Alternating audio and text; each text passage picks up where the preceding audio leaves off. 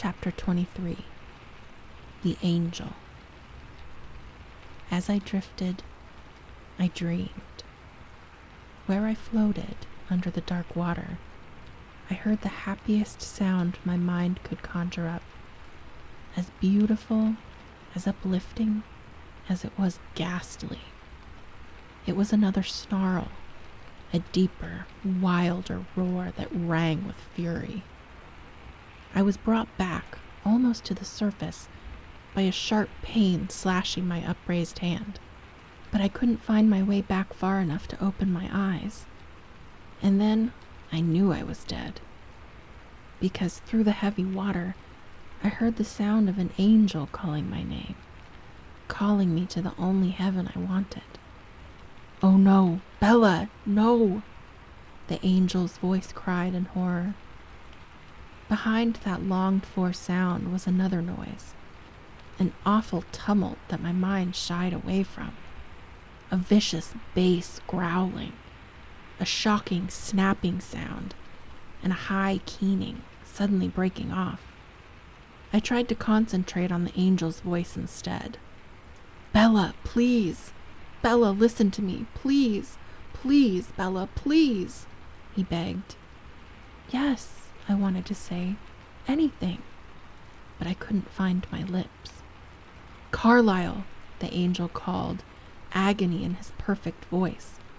"Bella, Bella, no! Oh, please, no, no!" The angel was sobbing tearless, broken sobs. The angel shouldn't weep. It was wrong. I tried to find him, to tell him everything was fine, but the water was so deep, it was pressing on me, and I couldn't breathe. There was a point of pressure against my head. It hurt. Then, as that pain broke through the darkness to me, other pains came, stronger pains. I cried out, gasping, breaking through the dark pool. "Bella!" the angel cried. "She's lost some blood, but the head wound isn't deep," a calm voice informed me. "Watch out for her leg, it's broken." A howl of rage strangled on the angel's lips. I felt a sharp stab in my side. This couldn't be heaven, could it? There was too much pain for that. Some ribs, too, I think, the methodical voice continued. But the sharp pains were fading. There was a new pain, a scalding pain in my hand that was overshadowing everything else. Someone was burning me. "Edward," I tried to tell him, but my voice was so heavy and slow, I couldn't understand myself. "Bella, you're going to be fine. Can you hear me, Bella? I love you." "Edward," I tried again. My voice was a little clearer. "Yes, I'm here." "It hurts," I whimpered. "I know, Bella, I know." And then, away from me, anguished. "Can't you do anything?" "My bag, please. Hold your breath, Alice. It will help," Carlyle promised. "Alice?" I groaned. "She's here. She knew where to find you." "My hand hurts," I tried to tell him. "I know, Bella. Carlyle will give you something. It will stop." "My hand is burning!" I screamed, finally breaking through the last of the darkness, my eyes fluttering open. I couldn't see his face. Something dark and warm was clouding my eyes. Why couldn't they see the fire and put it out? His voice was frightened. "Bella?" "The fire! Someone stop the fire!" I screamed as it burned me. "Carlyle, her hand!" "He bit her." Carlyle's voice was no longer calm. It was appalled. I heard Edward catch his breath in horror. "Edward, you have to do it." It was Alice's voice, close by my head. Cool fingers brushed at the wetness in my eyes. "No!" he bellowed. "Alice," I moaned. "There may be a chance," Carlyle said. "What?" Edward begged. "See if you can suck the venom back out. The wound is fairly clean." As Carlyle spoke, I could feel more pressure on my head, something poking and pulling at my scalp. The pain of it was lost in the pain of the fire. "Will that work?" Alice's voice was strained. "I don't know," Carlyle said, "but we have to hurry." "Carlyle, Edward hesitated. "I don't know if I can do that." There was agony in his beautiful voice again. "It's your decision, Edward, either way. I can't help you. I have to get this bleeding stopped here if you're going to be taking blood from her hand." I writhed in the grip of the fiery torture, the movement making the pain in my leg flare sickeningly. "Edward!" I screamed.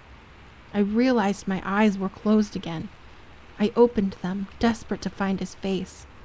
And I found him. Finally, I could see his perfect face staring at me, twisted into a mask of indecision and pain. "Alice, get me something to brace her leg." Carlyle was bent over me, working on my head. "Edward, you must do it now, or it will be too late." Edward's face was drawn. I watched his eyes as the doubt was suddenly replaced with a blazing determination. His jaw tightened. I felt his cool, strong fingers on my burning hand, locking it in place. Then his head bent over it, and his cold lips pressed against my skin. At first, the pain was worse. I screamed and thrashed against the cool hands that held me back. I heard Alice's voice trying to calm me. Something heavy held my leg to the floor, and Carlyle had my head locked in the vice of his stone arms. Then, slowly, my writhing calmed as my hand grew more and more numb.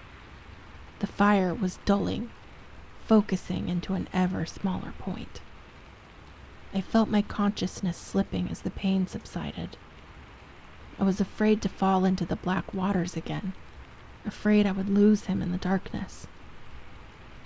"Edward," I tried to say, but I couldn't hear my voice. They could hear me. "He's right here, Bella." "Stay, Edward. Stay with me." "I will." His voice was strained, but somehow triumphant. I sighed contentedly. The fire was gone, but other pains dulled by a sleepiness seeping through my body. "Is it all out?" Carlyle asked from somewhere far away. "Her blood tastes clean," Edward said quietly. "I can taste the morphine." "Bella?" Carlyle called to me. I tried to answer. Is the fire gone?" "Yes," I sighed. "Thank you, Edward." "I love you," he answered. "I know."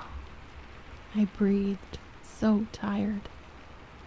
I heard my favorite sound in the world, Edward's quiet laugh, weak with relief. "Bella?" Carlyle asked again. I frowned. I wanted to sleep. "What?" "Where is your mother?" "In Florida," I sighed.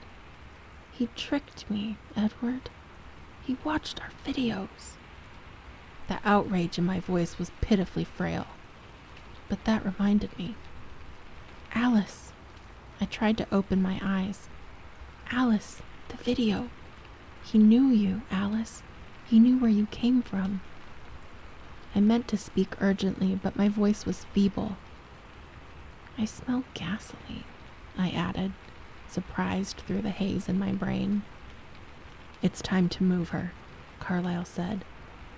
"No, I want to sleep," I complained. "You can sleep, sweetheart. I'll carry you," Edward soothed me. And I was in his arms, cradled against his chest, floating, all the pain gone. "Sleep now, Bella," were the last words I heard.